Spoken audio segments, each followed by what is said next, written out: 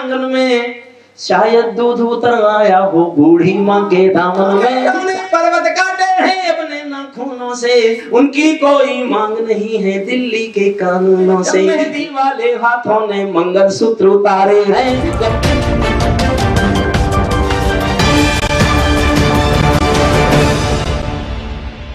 जीवन की सबसे अच्छी पंक्ति श्रीकांत के कार्यक्रम में समर्पित करता हूँ, सुनिएगा।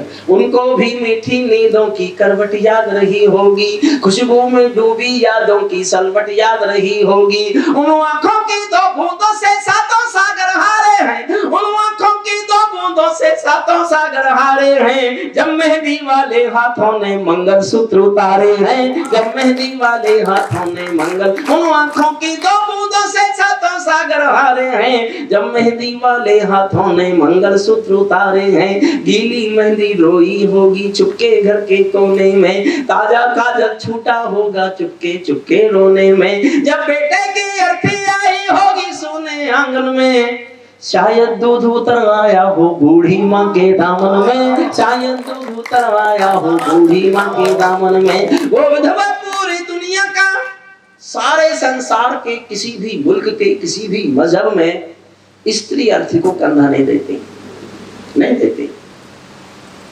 एक बेटा शहीद हुआ था वीरेंद्र सिंह, वो राजस्थान में अलवर के पास एक गांव है, भरतपुर के पास एक गांव है अजान, उस गांव का बेटा था। एक कल्पना नहीं है, सत्य घटना है। जब सेना पार्थिव शरीर लेके आई वीरेंद्र सिंह का, तो गांव वालों की मर्जी के खिलाफ, सेना के अफसरों की मर्जी के खिलाफ उसकी पत्नी ने शादी वाले दिन के कपड़े पहने और शमशान घाट तक अपने पति की अर्थी को कंधा दिया। ये दुनिया की पहली घटना थी जब किसी औरत ने, उसके बाद बहुत घटनाएं घटी, उसके बाद कई घटनाएं घटी, लेकिन पहली घटना संसार के इतिहास की ये थी।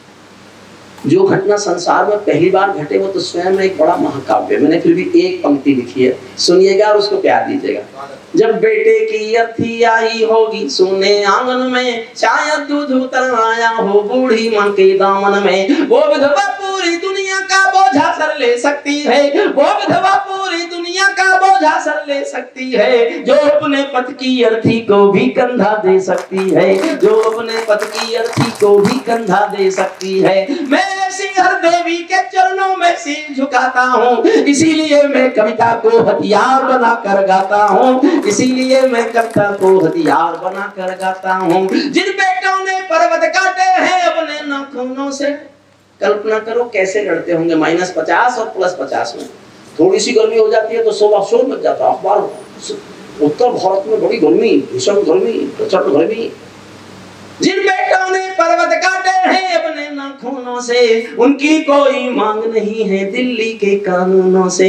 जो सैनिक सीमा रेखा पर ध्रुव तारा बन जाता है, उस कुर्बानी के दीपक से सूरज भी शर्माता है। गर्म दहानों पर तोपों के जो सीने अड़ जाते हैं, उनकी गाथा लिखने को अंबर छोटे पड़ जाते हैं। उनके लिए हिमालय कंधा देने को झुक जाता है, कुछ पल को सागर की लहरों का गर्जन रुक जाता है। उस सैनिक के शव का दर्शन तीरथ जैसा होता है, चित्र शहीदों का मंदिर की मूरत जैसा होता है, चित्र शहीदों का मंदिर की। अंतिम 8 लाइन है, अंतिम 8 लाइन पढ़ता हूँ फिर प्रणाम करेंगे। अरे वाह, अब तो ठीक किया ना शादी ना करा के।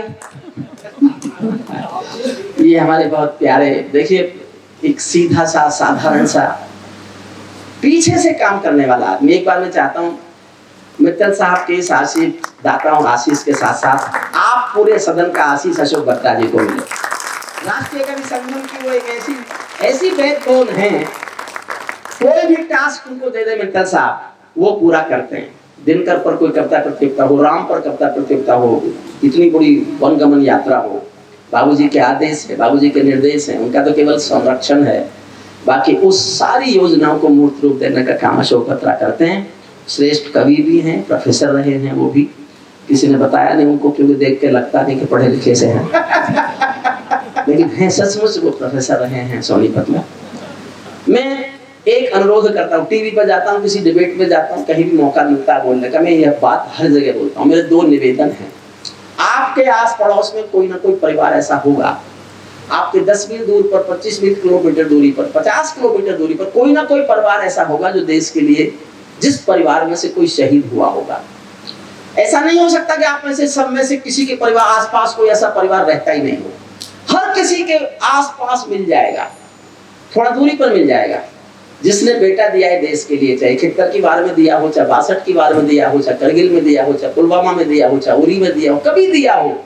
अगर आप जानते हैं कि आपके आस पड़ोस कोई ऐसा परिवार है जिसका बेटा देश के लिए कुर्बान हुआ है, तो साल में एक दिन उस फूल और मिठाई का डिब्बा लेकर उसके घर जाना शुरू कीजिए, उस परिवार से मिलिए। अगर 10-20 लोग उसके परिवार में मिलने चले जाएंगे तो अपने दर्द भूल जाएगा, उसको लगेगा कि देश उसकी कुर्बानी को याद करता है, देश उसकी कुर्बानी का कर्जा चुका रहा है, देश उसकी कुर्बानी को महसूस कर रहा है।